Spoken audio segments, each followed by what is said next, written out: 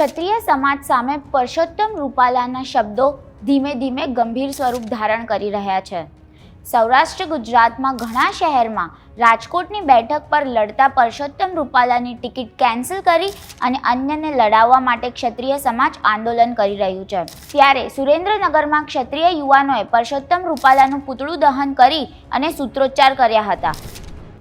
કારણ કે જ્યારે રાજપૂત સમાજનો પ્રતિષ્ઠાનો અને જ્યારે તમને અસ્તિત્વનો સવાલ આવે ત્યારે આમાં કોઈ માફી માંગવાનો સવાલ આવતો નથી। એટલે આમાં અમને પરસોત્તમ રૂપાલાની માફી અમને મંજૂર નથી। અમારી રાજપૂત સમાજની એક જ માગણી છે કે તાત્કાલિક પરસોત્તમ રૂપાલાની સાહેબ ટિકિટની ત્યાં રાજકોટમાંથી રદ કરવી। જો રદ કરવામાં નહીં આવે તો સમગ્ર ગુજરાતનો રાજપૂત સમાજ રાજકોટની અંદર તમને ઉઠી પડશે અને એના માટે જે પણ પરિસ્થિતિ ઊભી થશે તેના જે તે પક્ષની જવાબદારી રહેશે। તો અમારી પક્ષને નમ્ર વિનંતી, અમને કોઈ પક્ષ સામે વાંધો નથી, અમને વ્યક્તિ સામે વાંધો નથી, પણ એ વ્યક્તિની જે માનસિકતા છે રાજપૂત સમાજ પ્રત્યેની જે ઘટિયા સોચ છે એની આ ઘટિયા સોચને રાજપૂત સમાજ કોઈ પણ સમાજમાં સહન કરવાની અમારી તૈયારી નથી। તો એની તાત્કાલિક ટિકિટ રદ કરી અને કોઈ પણને તમે ટિકિટ આપવાની અમને વાંધો નથી। તો સમગ્ર રાજપૂત સમાજ વર્ષોથી ભાજપ સાથે ચાલે છે અને ભાજપ સાથે જ અમને તો ઘણું નુકસાન થયું। તેમ છતાં અમે આજે જ્યારે અમારી અસ્મિતાનો જ્યારે પ્રશ્ન આવે છે ત્યારે આમાં કોઈ બાંધછોડ કરવાનો પ્રશ્ન જ આવતો નથી।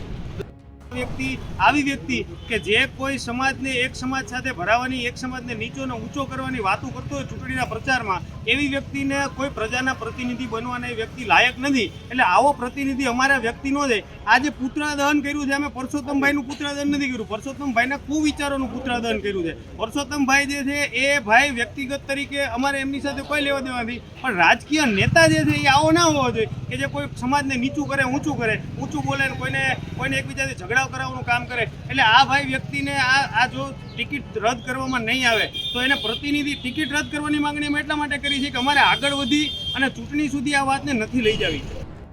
રૂપાલાના વિવાદિત નિવેદન મુદ્દે જિલ્લા ચૂંટણી અધિકારીને તપાસનો આદેશ આપ્યો છે।